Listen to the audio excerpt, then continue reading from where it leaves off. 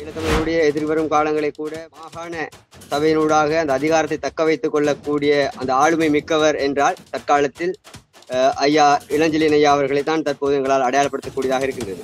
குறிப்பாக அநேகருடைய எங்கே அவர் வந்து விடுவாரோ என்ற அச்சத்தில் கூட அவருக்கு எதிராக சேறு பூசல் நடவடிக்கைகளை கூட தற்போது முதலமைச்சராக கனவு கண்டு கொண்டிருக்கிறவர்கள் கூட ஆரம்பித்திருக்கிறார்கள். இதிலிருந்து தெளிவாக தெரிகிறது ஈழத்தமிழர்களுடைய அதிகப்படியான ஆதரவு ஐயா இளஞ்செழியன் ஐயா அவர்களுக்கு இருக்கக்கூடும். அவருடைய கடந்த கால வாழ்க்கைகளை ஒப்பிட்டு பார்க்கையில் ஈழத்தமிழர்கள் அதை ஏற்கக்கூடிய நிலையில் இல்லை. ஏனென்றால் அவருடைய சொல்லொன்றும் செயலொன்றுமாக இருந்து வந்தது. இதயபூர்வமாக அஞ்சலி செலுத்துகின்ற அந்த ஸ்தலத்திலே அவர் அஞ்சலி செலுத்திய அந்த சந்தர்ப்பத்தில் அவரோடு கூட இருந்தவர்களும் அவரும் அவரை வழிநடத்தியவர்களும் நடந்து கொண்ட விதம் முற்று முழுதும் பிழையானது. அந்த மண்ணில் அந்த மக்களுடைய ஆன்மாக்கள் வித்துழர்களாக்கப்பட்டு நீதியை நோக்கி வேண்டிக் கொண்டிருக்கின்ற அந்த மண்ணிலே அவர் அவர்களின் முகத்தில் செருப்பால் அடித்ததை போல தமிழீழ விடுதலை புலிகளை போன்ற அதே கட்டமைப்போடு கூட தான் தானும் இருக்கிறார் என்கின்ற ஒரு விடயத்தை மக்கள் மத்தியில் எடுத்து காட்டினார். இன்று அது மக்கள் மத்தியில் பொய் என்று உருவாகிவிட்டது. இதில் அவர் உண்மையில் தமிழீழ விடுதலை புலிகளுடைய தலைவர் சாதியத்துக்கு எதிரானவர். தேசிய தலைவருடைய காலத்திலே சாதியம் என்பது இல்லாமல் சமத்துவம் தான் இங்கு பேணப்பட்டிருந்தது. ஏனையவர்கள் சாதி குறைந்தவர்களை அவ்விடத்தில் உணர்வருந்து நேரம் வரும்போது சாக்கு போக்கு சொல்லி கலட்டி விடுவார்கள். ஆனால் நீங்கள் எங்களை அழைத்திருக்கிறீர்களே என்ற ஒரு விடயத்தை திருமாவளவன் ஐயா அவர்கள் அவரிடத்தில் உரையாடும் போது அவரிடத்தில் தலைவர் சொன்ன ஒரு விடயம்தான், ஈழத்தமிழர்கள் மத்தியிலே சாதியம் இல்லை. நிம்மதி ப்ராப்பர்ட்டி மேனேஜ்மெண்ட். கான்டாக்ட் 7667008800. நகரம் வாய்ஸ் நேயர்களுக்கு வணக்கம். இன்று நம்முடன் இணைகிறார் தமிழ் தேசிய மக்கள் இயக்கத்தின் தலைமை ஒருங்கிணைப்பாளர் திரு செல்வநாயகம் நேசன் அவர்கள். வணக்கம் சார். வணக்கம் அண்ணா. வணக்கம் சார். இலங்கையில வட மாகாண சபை முதல்வர் யார் அப்படின்ட்டு தமிழருக்கு மத்தியில ஒரு பெரிய எதிர்பார்ப்பு எழுந்திருக்கு. யார் வருவாங்க அப்படின்னு நீங்க எதிர்பார்க்கறீங்க?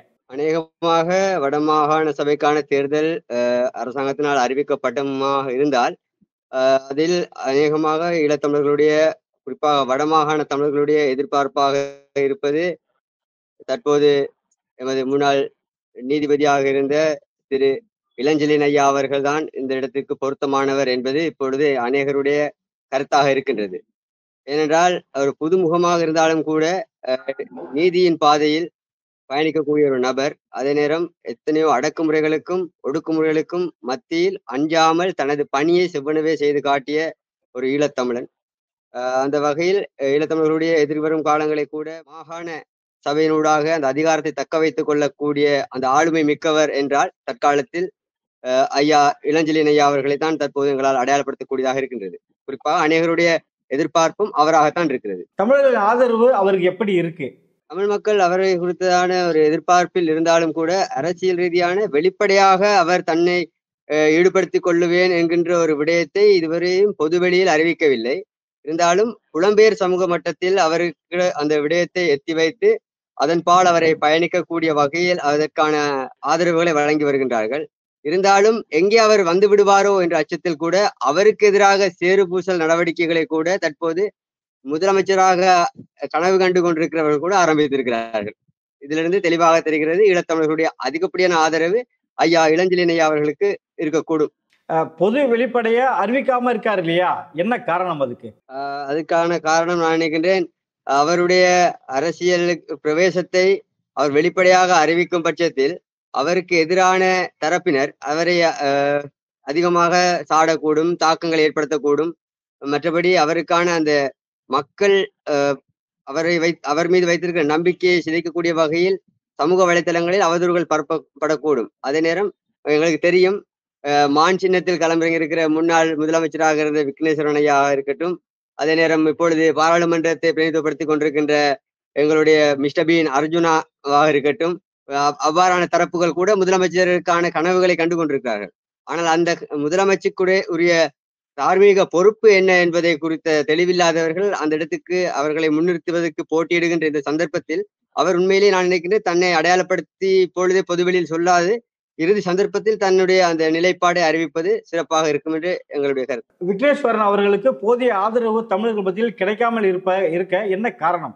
உண்மையில் கடந்த யுத்த நிறைவை தொடர்ந்து வடமாகாண முதல்வராக நீதியரசராக இருந்த விக்னேஸ்வரன் ஐயாவை ஈழத்தமிழர்கள் அதிகமாக வீட்டு சின்னத்தில் களமிறங்கிய நேரத்தில் அந்த ஆதரிப்பின் பின்புலத்தில் அவர் தன்னுடைய நிலைப்பாட்டை தமிழ் தேசியம் சார்ந்த பயணத்தில் அவரை ஈடுபடுத்திக் கொள்ளாமல் தன்னுடைய தனிப்பட்ட வாழ்க்கையிலே சிங்கள பெரும்பான்மை சமூகத்தோடு சிங்கள சம்பந்தியர்களோடு சம்பந்தம் கலந்து கொண்டு அவர் தென்னிலங்கையில் ஒரு விதமான ஒரு உறவையும் வடக்கில் ஒரு உறவையும் வைத்துக்கொண்டு எங்களிடம் தேசிய உணர்வையூட்டி எமது இளைஞர்களை உணர்ச்சி அரசியலுக்குள் தள்ளிக்கொண்டு தன்னுடைய சுயலாபத்திற்காக தென்னிலங்கையோடு தன்னுடைய சொந்த பந்தங்களை உருவாக்கி கொண்டு வாழ்ந்த ஒரு வாழ்க்கையை வாழ்ந்து வந்தார். அவருடைய கடந்த கால வாழ்க்கைகளை ஒப்பிட்டு பார்க்கையில் ஈழத்தமிழர்கள் அதை ஏற்கக்கூடிய நிலையில் இல்லை.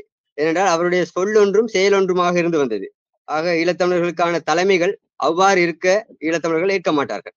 அதனால்தான் இன்று ஐயாவை இப்பொழுது ஓரம் கட்டி ஒதுக்கி வைத்திருப்பதற்கு காரணம். நீங்க இளஞ்செழியன் ஐயா சொல்றீங்க இல்லையா, அவர் ஒரு மாபெரும் தலைவரா வருவாரு அப்படின்ற மாதிரிதான் இப்ப இலங்கை தமிழர்கள் மத்தியில பேசப்பட்டு வருகிறது. அதாவது போராளிகளுக்கு இணையான ஒரு தலைவரா அவர் வருவாரு அப்படின்னு பேசப்பட்டு வருகிறது. அப்படி வர வாய்ப்பு இருக்கா? இளஞ்செழியன் ஐயாவுடைய தனிப்பட்ட வாழ்வியலோடு கூட ஒப்பிட்டு பார்க்கையில் அவருக்கும் ஏனைய தற்போதைய அரசியல் தரப்பில் இருக்கின்ற தலைமைகளுக்கும் இடையில் 100க்கு 100% முழுவதும் வித்தியாசம். அதாவது அவர் நேர்மையை மட்டுமே சந்தித்தவர், நேர்மையான பாதையை மட்டுமே அவர் சிந்திப்பவர். அதே நேரம் ஒரு ஈழத்தமிழன் என்கின்ற கர்வத்தோடு கூட தமிழனுக்கென்ற அந்த தமிழர்கள் அடையாளப்படுத்தப்பட வேண்டிய இடத்தில் ஒருபோதும் கருப்பு புள்ளியாக அடையாளப்படுத்தப்படக்கூடாது என்பதில் விழிப்பாக இருப்பவர். அப்படிப்பட்டவர்களுடைய கரத்திலே இந்த முதலமைச்சர் என்கின்ற அந்த அரியணை கிடைக்குமாக இருந்தால் அவர்களூடாக விட்டு கொடுப்பின்றி எங்களுடைய அந்த மாகாண சபை அதிகாரத்தை முழுமையாக எங்களால் தக்க வைத்துக் கொள்ள முடியும் என்கின்றதுதான் இப்பொழுது இருக்கிற பிரதான சவால். அந்த சவாலை சமாளிக்கக்கூடிய ஒரு தலைமை என்றால் தற்போதைக்கு எங்களுடைய இளஞ்செழியன் ஐயா அவர்கள் தான். விடுதலை சிறுத்தைகள் கட்சியின் தலைவர் தொல் திருமாவளவன் அவர்களுக்கு ஒரு கண்டனத்தை பதிவு பண்ணியிருக்கீங்க, என்ன காரணம்?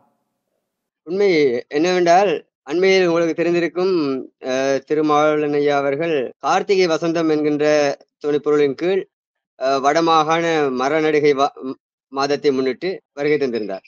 அந்த வருகை தந்த இடத்தில் முன்னாள் வடமாகாண அமைச்சர் உறுப்பினராக இருந்த ஐங்கரநேசன் ஐயா அவர்களுடைய அழைப்பை ஏற்று வருகை தந்திருந்தார். உண்மையில் நாங்கள் அந்த வருகையோ அவருடைய அந்த குறிப்பிட்ட நிகழ்வையோ விமர்சிப்பதற்கோ அவரை தனிப்பட்ட விதத்தில் விமர்சிப்பதற்காக அந்த பதிவை நான் விடவில்லை. குறிப்பாக அவர் முள்ளிவாய்க்கால் முன்றலுக்கு அவர் பயணம் செய்திருந்தார். அந்த முள்ளிவாய்க்கால் முன்றலிலே அவர் மரணித்த எமது உறவுகளுக்கு அஞ்சலி செலுத்தினார். அதை நாங்கள் வேண்டாம் என்று சொல்லவில்லை.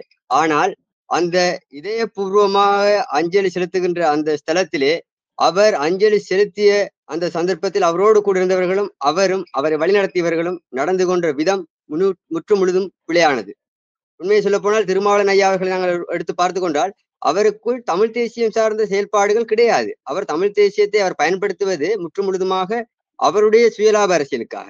ஏனென்றால் இவ்வாறு எடுத்துக்கொள்கிறேன், காணமயிலாட அதை பார்த்த வான்கோழியை போலத்தான் இவருடைய செயல்பாடுகள் இருந்து கொண்டிருக்குது. அது எப்படி என்றால் தமிழீழ விடுதலை புலிகள் என்கின்ற அந்த மாபெரும் கட்டமைப்பை ஒத்த விடுதலை சிறுத்தைகள் கட்சி என்கின்ற ஒரு கட்சியை அவர் உருவாக்கி மாயமான ஒரு பிம்பத்தை உருவாக்குகிறார். தமிழீழ விடுதலை புலிகளை போன்ற அதே கட்டமைப்போடு கூட தான் தானும் இருக்கிறார் என்கின்ற ஒரு விடயத்தை மக்கள் மத்தியில் எடுத்து காட்டினார். இன்று அது மக்கள் மத்தியில் பொய் என்று உருவாகிவிட்டது. இதில் அவர் பார்ப்பது அவர் ஒரு சாதிய அரசியல் பின்புலத்திலிருந்து அவருக்கான ஒரு கதிரையை, அவருக்கான ஆசனத்தை, அந்த பாராளுமன்ற உறுப்புரிமை தக்க வைப்பதுதான் அவருடைய பிரதான எதிர்பார்ப்பு. அவரை பார்த்தீர்கள் என்றால் தமிழீழ விடுதலை புலிகளுடைய கொள்கை கோட்பாடுகளை உட்பட்டவர் கூட தன்னை காட்டிக்கொண்டாலும் ஒரு சாதிய கட்சியின் தலைவர். உண்மையில் தமிழீழ விடுதலை புலிகளுடைய தலைவர் சாதியத்துக்கு எதிரானவர். தேசிய தலைவருடைய காலத்திலே சாதியம் என்பது இல்லாமல் சமத்துவம் தான் இங்கு பேணப்பட்டிருந்தது. அந்த சமத்துவத்துக்கும் சாதியத்திற்கும் ஏணி வைத்தாலும் விட்டாது. அவ்வாறான ஒரு நிலைப்பாட்டில் அவர் தமிழீழ விடுதலை புலிகள் தலைவர் சந்திக்க வருகை தந்திருந்தார். அது அவர் வரவேற்கப்பட்டார். விருந்தோம்பலுக்கு தமிழர்களுடைய பாரம்பரியம் எதிரியாக வரவேற்பது. அந்த இடத்திலே அவருக்கு ஒரு மறக்க முடியாத ஒரு சம்பவம், வாழை இலையிலே தமிழர் பாரம்பரியத்தின் அடிப்படையில் அவருக்கு தலைவர் அவர் ஒரு விருந்தை வைத்தார். அந்த விருந்தில் அவர் வாழை இலையில் அன்னம் வைத்தார். அதே நேரம் ஒரு செம்பில் நீரும் வைத்திருந்தது. இவர் ஒரு பகுதியாக சொன்னார், எங்களுக்கு ஏனையவர்கள் சாதி குறைந்தவர்களை அவ்விடத்தில் உணர்வருந்தும் நேரம் வரும்போது சாக்கு போக்கு சொல்லி கலட்டி விடுவார்கள், ஆனால் நீங்கள் எங்களை அழைத்திருக்கிறீர்களே என்ற ஒரு விடயத்தை திருமாவளவன் ஐயா அவர்கள் அவரிடத்தில் உரையாடும் போது அவரிடத்தில் தலைவர் சொன்ன ஒரு விடயம்தான், ஈழத்தமிழர்கள் மத்தியிலே சாதியம் இல்லை. ஆனால் அது அவர் கற்றுக்கொண்டிருந்தாராக இருந்தால், தலைவருடைய வசனத்தை அவர் கேட்டு அதை உள்ளத்தில் வைத்திருந்தாராக இருந்தால் இந்த சாதி அரசியலை இன்று தமிழ்நாட்டில் செய்திருக்க மாட்டார். இன்று அவர் சாதிய அரசியலை அங்கே செய்து கொண்டு தமிழர்கள் மத்தியிலே சாதிய ரீதியான பிரிவினையை உருவாக்கி கொண்டு இன்று ஈழ மண்ணிலே சாதியத்துக்கு எதிர்த்து நின்ற எமது சமூகம் ஒட்டுமொத்தமாக கொன்று குவிக்கப்பட்ட அந்த மண்ணிலே அந்த மண்ணில் அந்த மக்களுடைய ஆன்மாக்கள் வித்துழர்களாக்கப்பட்டு நீதியை நோக்கி வேண்டிக் கொண்டிருக்கின்ற அந்த மண்ணிலே அவர்களின் முகத்தில் செருப்பால் அடித்ததை போல அப்பாத்து கால்களோடு ஏறி நின்று அந்த நினைவேந்தல் திடலிலும் சரி அந்த நினைவேந்தல் சிலைக்கு பக்கத்திலும் சரி சென்று அவர்கள் செல்ஃபி எடுத்ததும் புகைப்படம் அது தவறில்லை. ஆனால் எடுக்கும் போது நீங்கள் அந்த காலணியை கலட்டி இருக்கலாம். அவ்வாறான சம்பவங்கள் செய்தது உண்மையிலேயே ஈழத்தமிழர்களாகிய எமக்கு அதை உணர்வுபூர்வமாக எமக்கு அது வேதனையும் வலியையும் தருகிறது. ஏனால் அந்த மண்ணில் வலியை சுமந்தவர்கள் நாங்கள். அந்த வலியை சுமந்த எங்களுக்கு தான் தெரியும். அந்த முள்ளிவாய்க்கால் முன்றலில் செல்கின்ற ஒவ்வொரு சந்தர்ப்பத்திலும் அந்த மண்ணை பார்க்கின்ற போது எங்களுடைய உள்ளம் குமுறுகின்ற குமுறல் எங்களுக்கும் அந்த இறைவனுக்கும் தான் தெரியும். அந்த ஆன்மாக்கள் அந்த நேரத்தில் எவ்வாறான ஒரு துயரத்தை அனுபவித்தார்கள் என்று. அந்த பேர் அவலத்துக்கு பிற்பாடு கூட 2010ஆம் ஆண்டு திருமாவளவன் அவர்கள் அப்போதைய இந்திய அரசினூடாக அனுப்பப்பட்ட ஒரு குழுவோடு வருகிறார். மஹிந்த ராஜபக்ச அவர்களை சந்திக்கிறார், அதே நேரம் கோட்டாவை சந்திக்கிறார். எங்களுடைய அப்போது இருந்த பாதுகாப்பு அமைச்சர் கோட்டா, அதே நேரம் பொருளாதார அபிவிருத்தி அமைச்சர் பசில் ராஜபக்ச இவர்களை எல்லாம் சந்தித்து மெனிக்பாம் வருகிறார். மெனிக்பாமுக்கு வருகை தந்து அங்கு ஒரு பொதுமகனோடு கூட அவர் உரையாடுவதற்கு தயாராக இல்லை, உரையாடவும் இல்லை. யாழ்ப்பாணத்திலே பொது ஊடக மண்டபத்திலே ஒரு ஊடக சந்திப்பு நடந்தது. அதில் கூட அவர் ஊடகங்களுக்கு கருத்து தெரிவிக்கவில்லை, வாய் மூடி மௌனியா இருந்தார். அதைத் தொடர்ந்து மீண்டும் கொழும்புக்கு சென்று ராஜபக்சக்களை சந்தித்து மஹிந்த ராஜபக்சக்கு அவர் ஏற்கனவே கக்கத்தில் அடித்து கொண்டு வந்திருந்த அந்த பொன்னாடியை போர்த்து கௌரவிக்கிறார்.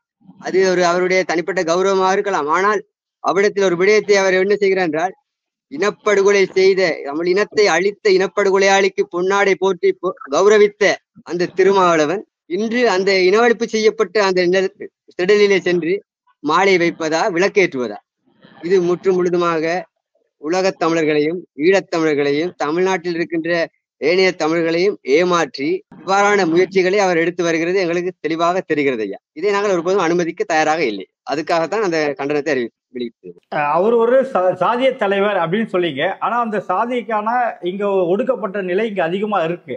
அதனாலதான் அவர் அந்த ஒடுக்கப்பட்ட மக்களின் ஒரு குரலா இருக்கிறாரு. அதை வழிநடத்தல் என்ன தவறு இருக்கு? ஒடுக்கப்பட்ட மக்களுடைய குரலாக இருக்கிறதில் எந்த தவறும் இல்லை. அதை அந்த சாதிய ரீதியான அடையாளத்தை முன்னிலைப்படுத்தி மட்டும்தான் வர முடியும் என்றால் அந்த இது முறை பிழையானது. ஏனென்றால் அதையும் விட ஒடுக்கப்பட்ட சமூகமாக எங்களது ஈழத்திலே நாங்கள் கடந்த காலங்களை பார்த்திருந்தோம். 10,000 குல கோத்திரங்கள் இருந்தது. நவீன உலகத்திலே நவீன காலத்திலே அது எங்கே இருக்குது என்று கேட்டால் அந்த அரசியல் ரீதியான செயல்பாட்டுகள் தான் அதிகமாக காணப்படுகிறது. தமிழ்நாட்டில் 500க்கும் அதிகமான சாதியங்கள் இருக்கலாம். ஆனால் அவற்றை வளர்த்து கொண்டிருப்பது யார் என்று பார்த்தால் இந்த அரசியல் கட்சிகள், தமிழ்நாட்டிலும் சரி இங்கு ஈழத்திலும் சரி. இவர்களுடைய செயல்பாடுகளை அனுமதிக்க முடியாது. நவம்பர் 21ஆம் லுக்கோ கோடையில் ஒரு ஆர்ப்பாட்டம் நடக்க இருக்கிறது. இதுல எத்தனை கட்சிகள் பங்கேற்க இருக்க போறாங்க? இந்த ஆர்ப்பாட்டத்தை நீங்க எப்படி பாக்குறீங்க? எதிர்வருகின்ற 21ஆம் திகதி நடைபெற இருக்கின்ற எதிர்கட்சி அரசியல் தரப்பினருடைய அந்த எதிர்ப்பு ஆர்ப்பாட்டத்திலே ஈழத்தமிழர்கள் பங்களிப்பு செய்ய வேண்டிய எந்த அவசியமும் கிடையாது. ஏனென்றால் அன்றைய தேசிய தலைவர் தீர்க்க தரிசனமாக கூறியிருந்தார், ஈழத்தமிழர்கள் எங்களுக்கு எதிராக எடுக்கப்படுகின்ற ஒடுக்குமுறை ஒரு நாள் சிங்கள மக்களுக்கு எதிராக திரும்பும், அப்போது நீங்கள் இந்த சிங்கள அரசுக்கு எதிராக நீங்கள் எழும்புவீர்கள் என்று சொன்னார். அது இன்று நடந்து கொண்டிருக்கின்றது அரசியல் ரீதியாக. இந்த பிரச்சனை பொருளாதார பிரச்சனையாக இருக்கட்டும், அரசியல் ரீதியான பிரச்சனையாக இருக்கட்டும், இதில் எமக்கு எந்த பாதிப்பையும் நாங்கள் உணரவில்லை. நாங்கள் அன்று முதல் இன்று வரை எதற்கு முகம் கொடுத்தோமோ அந்த முகம் கொடுத்த போராட்டத்தோடு தான் இன்று போராடி கொண்டிருக்கிறோம். இதுக்கு எந்த ஒரு தீர்வையும் எந்த மாறி மாறி வந்த அரசுகளும் தரவில்லை.